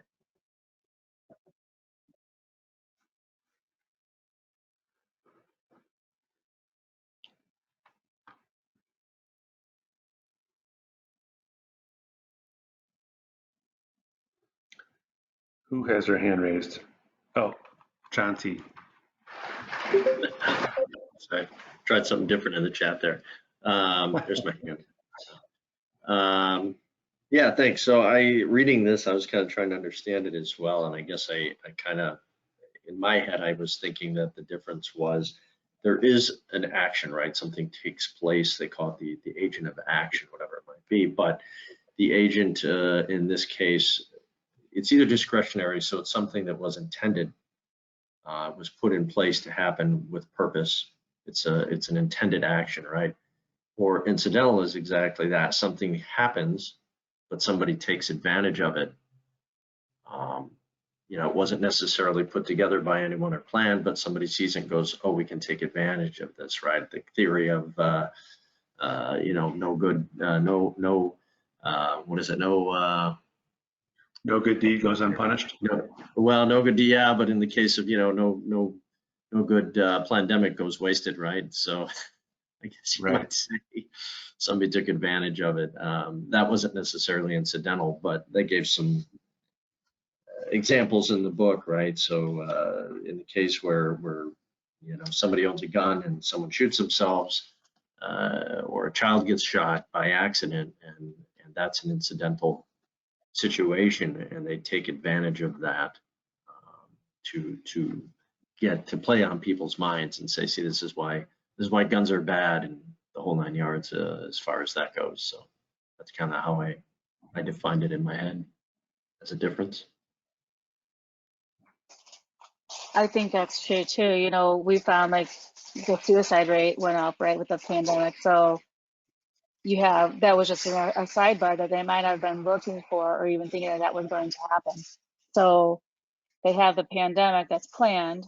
They plan the mask, they plan the isolation. You get the isolation, now you have some of these young kids that are, committing suicide and things like that. So now they can go after the gun laws again, right, because of that. So I think that's just one of those incidental things like you were talking about, or even going after mental health issues and things like that, and pushing that agenda. So I think, the incidental stuff is just what happens, that they're not planning on, but they can use it to their advantage for sure.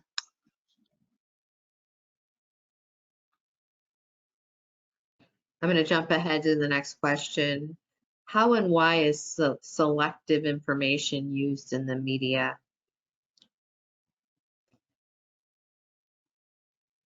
I could think of a bunch of examples, but. Well, right. We're looking for the how and the why first, though, right? So, does anyone want to speak to that?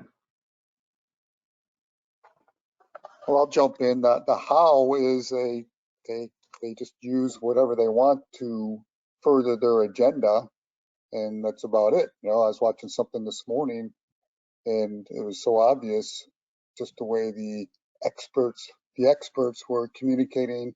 They just wanted to further their agenda, and especially they hide behind it saying they don't have agenda. They're just saying it like it is, but it's so obvious that they just have agenda that they want to push. Right. Agreed. I think part of the how too is that we've talked a bit about human nature today. We do a great job of filling in gaps when we don't hear the whole story. So, mainstream media can play games where they tell us little bits and pieces, and then we sort of decide what the whole picture is. Even though they haven't lied to us directly, they haven't told us the story about the 30 boxes of classified documents that were taken from Mar-a-Lago. They tell us about classified documents. They tell us about 30 boxes, and they tell us they were taken from Mar-a-Lago. But it took a very long time for us to come to understand that there were 30 boxes of stuff and a couple folders with classified documents. So, that's the how, is they're purposefully leaving out pieces. They're not new to this game, and I'm sure they even have, psychologists and linguists working on just exactly what should they say and what shouldn't they say, so that the public takes it the way they want it. And then the why is just that. So we fill in the gaps and come to the conclusion that they want.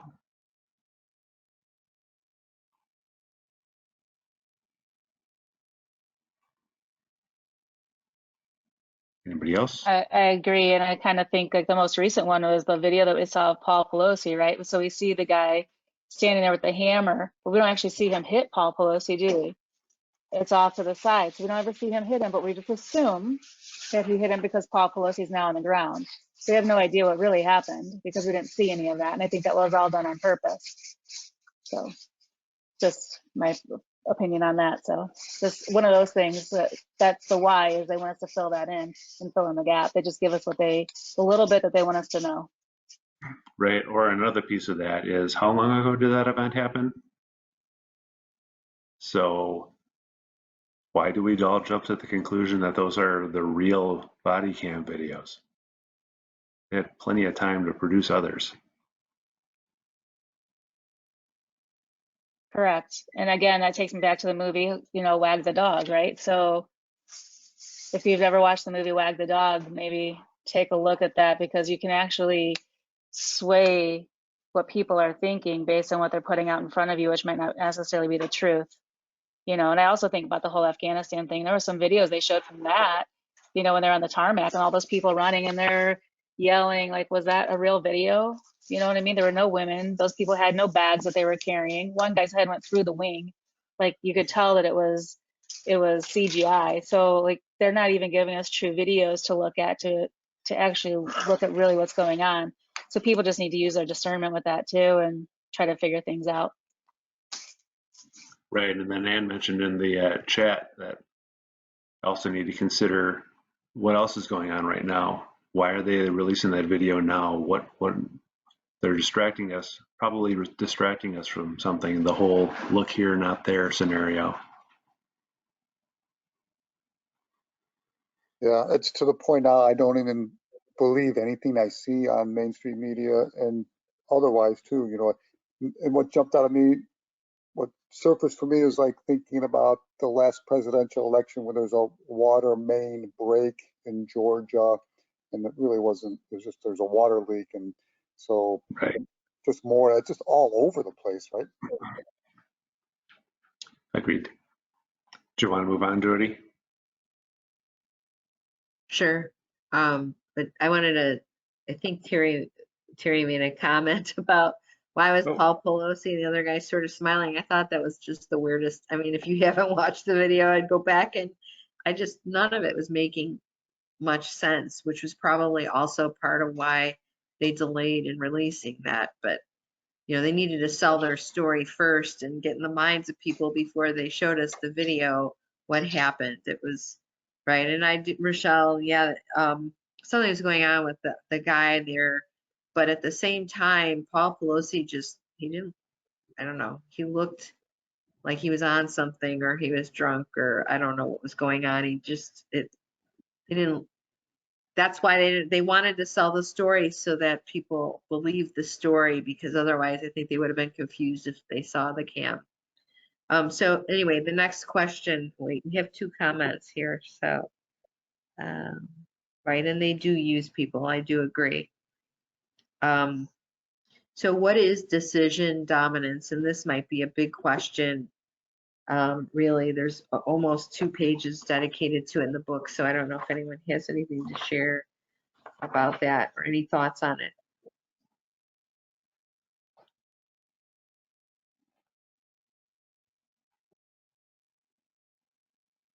maybe too big of a topic to share. You want to move on to the next question? We can. How are we doing on the questions? We have 2 more, and we have like 8 minutes, so why don't we move on to the next one?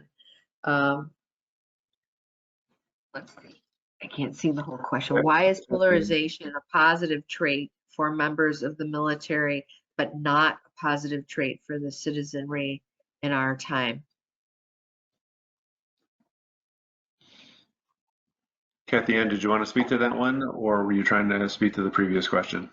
Actually, I wanted to speak to 2 questions previous. So if we have time at the end, it was just, I think, maybe it's just me, but I think I missed the point of why the question was even asked about that discretionary action of agent versus the, what was it, incidental. But anyway, so if we have time to go back to that. Right. Okay.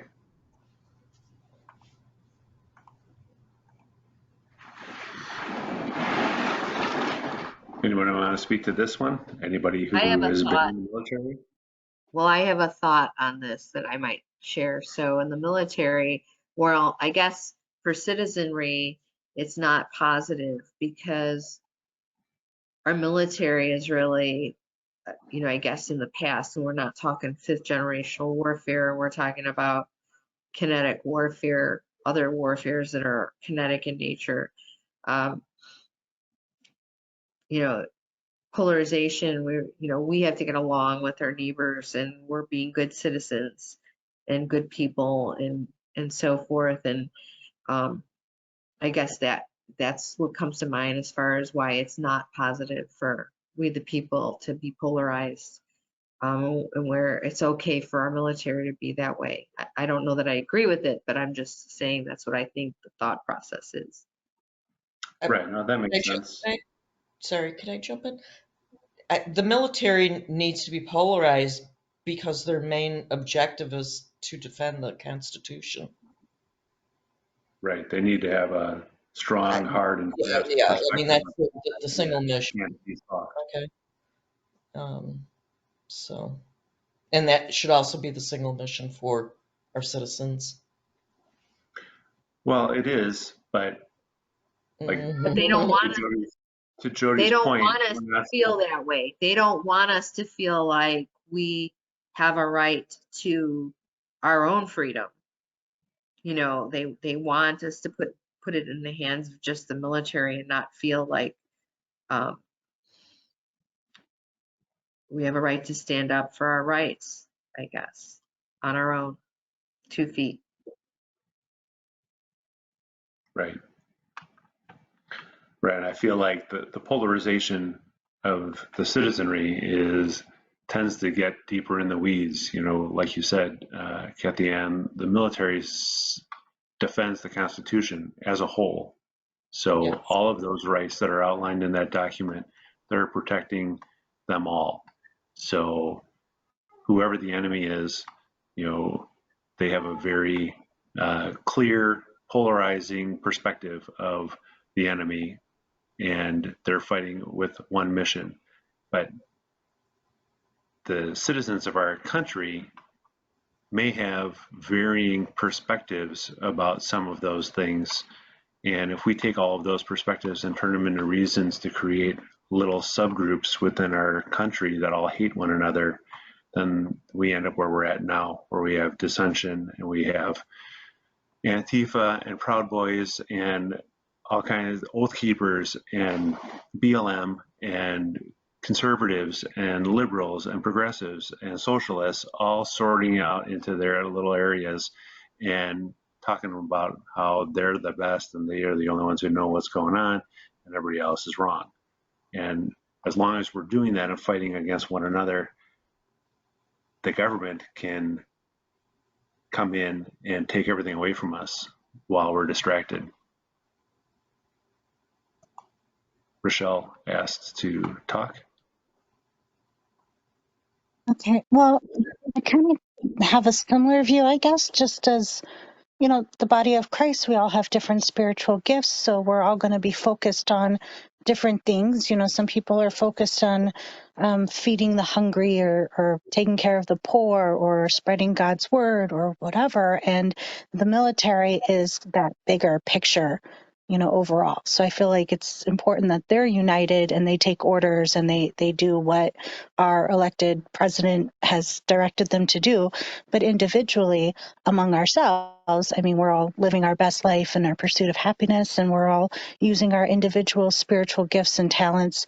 And it's for God's kingdom, I mean, for the greater good and directed by God. But in our day-to-day lives, I mean, we're not all on one mission. I mean, I guess it's one mission as far as, the kingdom of God, but it's like somebody else's mission might be to evangelize, where someone else's mission might be to feed the hungry, right? I mean, those are different missions for the same goal. So we can't all be on the same mission all the time, because we have different. We're not designed that way.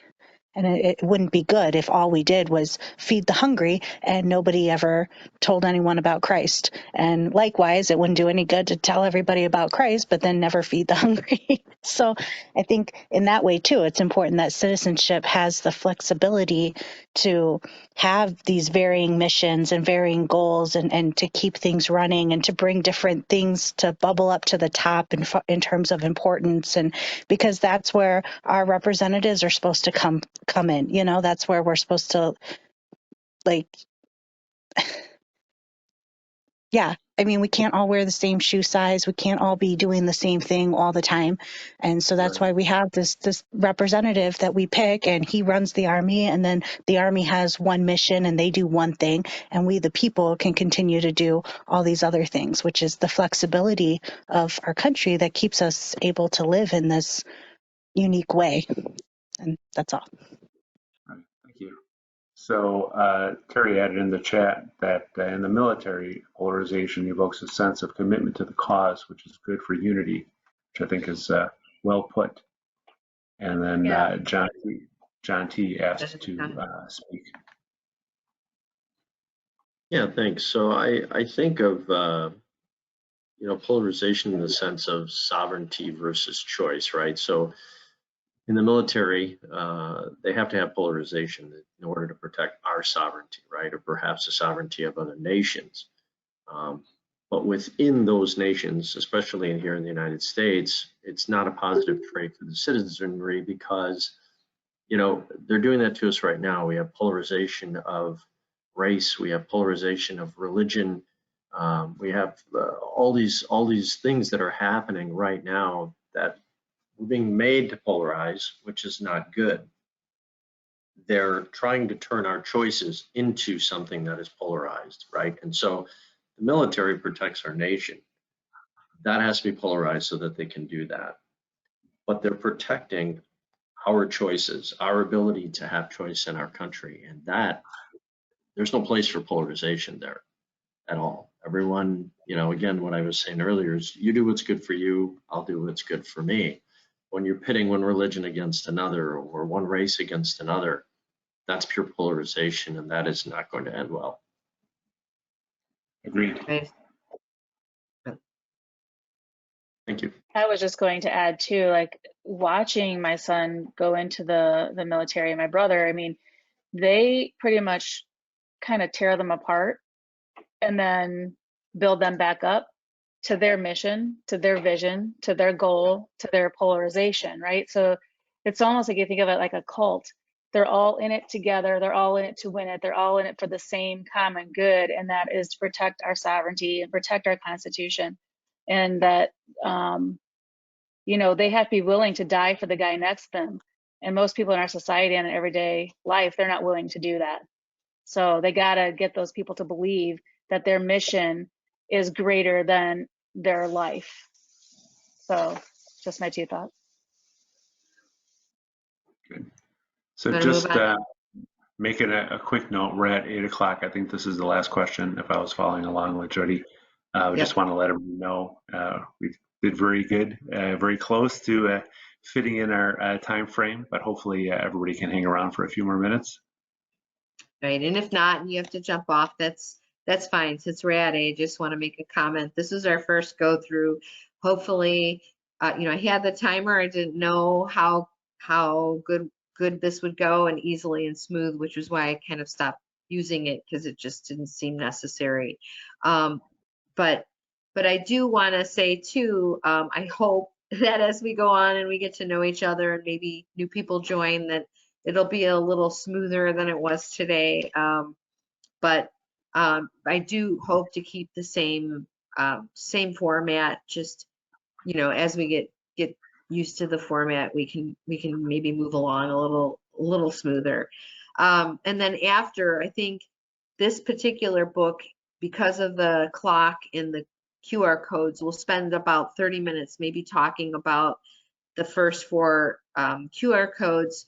They have some multimedia things, movies and songs and other stuff. And so I'd like to have an opportunity to talk about that. So if anyone wants to stick around after we finish this last question, we could do that. I think John has the first comment. So why don't you go ahead, John?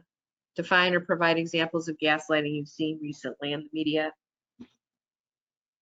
Thanks. So real quick, I actually have to go, but fundamentally, I think it's kind of the idea of I don't know that I have an example, but I guess it's just trying to make people feel like they're losing their mind, right? That you've made a bad choice based on some surrealistic situation or a condition or some malintended input. I think it's kind of how I think of gaslighting, of being made to feel bad or guilty or just like I'm completely misreading something based on the input that I'm receiving. That's kind of how I see it. And I think that happens all over. I can't think of an example right yet, but I mean, some of that obviously COVID, there was gaslighting going on all over the place. That goes without saying over the last 2 years, some of the things that we've seen and experienced. But on that note, I do have to go. So I just want to say thank you to Ken, Jody, and Michelle for putting this together. This was awesome. Great discussion. Thank you very much. And I'm really looking forward to the next one. So Thank you. Thanks for joining us. Great job. Great job running this. Thank you. Thank you. Thanks, John. Have a great week. Thanks, you guys. See you. You too. Bye. Thank you. Anne has a comment. Go for I it, would Ann. just say, I realized one day, like, we start gaslighting ourselves, like, oh, just be grateful. All you have to do is sit on the couch and stay home during the pandemic. We're not really you're not going off to war, and I had a relative gaslighting us like that. And I'm like, well, good for you if you can pay your bills and sit on the couch. So many can't. And don't make people feel bad because they need to go to work or they can't wear a mask. This was the mask shaming, right? Then you don't care about, as a former respiratory therapist, you guys, this drove me insane. If I can wear a mask as a person with asthma, was the comment my relative said, then everyone else can wear a mask. Oh, no, they can't. This kind of shaming, this ignorance that went on. And, also she's just a spoiled brat. But, we do it all the time. We should just be grateful that we can XYZ. No, this is America, right? We get to watch mass on TV. No, we should be able to go to mass, and I find that we just more and more we accept less and less out of life, right? That's all I'm going to say. Amen. I think the coverage of the election was total gaslighting. Oh, completely. And it is. And I mean, it sort of makes us jump back to the other question, but that Rochelle was talking about how we needed to focus on, as a citizen, we should be focusing on our mission or purpose, and rely on the elected official who's in charge of our military. But it breaks there if we're selecting candidates and we're not actually electing candidates, and it becomes complicated for all of us. So I just wanted to kind of roll back to that. It becomes this mess, right? So, and gaslighting, I'm just going to mention today, I have a couple of family members that are, just liberally minded, and one of them's my dad and an uncle, and we were at a wake today, and I think some of it's starting to break through because they're both commenting on why are we being still told that the economy's good, and that Ken, you participated in more of that comment, but it was just Right. like they're saying, but it's not really the case. So they're like acknowledging that the act of gaslighting is happening in the media, you know, and seeing it. So You're and giving us hope. I don't know what they're giving us, but people are starting to pay attention. You're giving me So hope. Just hearing that. yeah. Oh, Right. So that they're waking up. Yes, that they're waking up. Mm-hmm. right. So just yeah. Speaking to that, you know, as far as defining it, you know, ultimately gaslighting is lying, but it's nuanced. It's a lie that's been crafted in such a way that they're trying, instead of you doubting the liar, they make you doubt yourself and by the things that they're telling you. And there's so many examples. The Russia collusion hoax, the Hunter laptop, the Trump's a criminal with his classified documents, but it's somehow entirely different when Biden had them for 6 years. And so all of those kinds of stories where it's, you know, at first pass, it seems like something that seems one way, but then there's this explanation, this carefully crafted pitch that makes you almost wonder why you jumped to that conclusion in the first place. You know, Hillary Clinton's email server. Oh, yeah, she had it. It was illegal, but there was nothing on it. Of course, that's why people have their own email server in their house, to put nothing on it. You know, they're just non. You know, if you step back and you get out of the sort of, you know, the truth is there's so much confusion right now in the news and in the world that, you know, that's a part of it as well. That psychological state that they hold us in, where everything feels like everywhere you go, everyone's running around with their hair on fire. There's no time to take a step back and look at what you're being told and consider it in a rational, logical way. You just go, oh, what? Oh, so there's no 33,000 emails, but none of them had anything suspicious. Okay, moving on. You know, it's just, it's that phenomenon. And I think it's great. Ann had another comment. Ann? Sorry, just real quick. I was driving the car a few weeks ago. Fox News was on the radio. They were explaining, I came in on it, what gaslighting is. And then they said even family members gaslight other family members. And then in the next segment, the news segment, they gaslit us. I almost had an accident. I just was like, I was alone and I was like, oh my God, I wish someone else was hearing this. And it's much better to listen to them because then you hear the lies better than watching them. You know, it's fascinating. That's all. Tim had Tim had an something. example Tim he has wanted an to share. example. Yeah, go ahead. Yeah, I have an example, but Ken, actually, you pointed it out. I think it's a perfect example of when they changed the definition of vaccines. You know, so we're talking about conversation, all of a sudden the definition got changed. Hey, Ken, it's really hard to hear you. I don't think we heard much of what you said. Right. Can you hear me better now? Yes. Yeah. Yeah. I'm sorry. Yeah, so Ken, you gave a great example of gaslighting when they changed the definition of a vaccine. When we're having a conversation, then the definition gets changed, and that, in my mind, is just a black and white example of being gaslit. Right, definitely. Everybody else follow that time? All right. Yeah. Anyone else have any other comments? We'll just sort of wrap it up here. Next week, February 2nd. Is it February 2nd or February 5th? That date's wrong. It's February Actually, February 5th. February 5th, so ignore the 2. It should flip it upside down. 5. Chapters 4, 5, and 6. We'll kind of continue on here in the book. Just want to remind everybody, Illinois Freedom Alliance is our sponsor. And this concludes session 1 It shouldn't say chapter 1, but session 1, chapters 1, 2, and 3.